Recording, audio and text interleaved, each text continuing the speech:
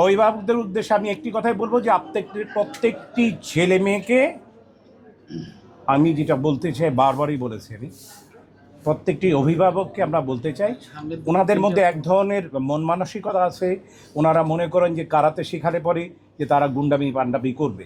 ব্যাপারটি আসলে সেরকম না।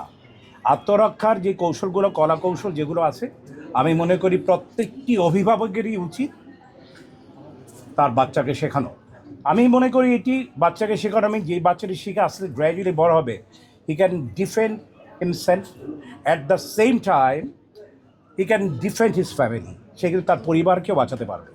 সো দ্যাটস ওয়াই মনে করি মার্শাল আর্টের মধ্যে যা এইসব উপকরণ যেগুলো আছে, আমি নামগুলো আগেই বলেছি, এইটার কোনো বিকল্প নেই। এবং আমি আবারও বলবো, প্রত্যেকটি ঘরে ঘরে যদি মার্শাল আর্ট শিক্ষায় শিক্ষিত লোকজন থাকে, আমাদের দেশের ছিনতাই রাজধানী থেকে শুরু করে এই ধর্ষণ থেকে শুরু করে আমরা এইগুলো আপনি 100% থেকে 10%-এ নেমে আসবে, ইটস এ গ্যারান্টি।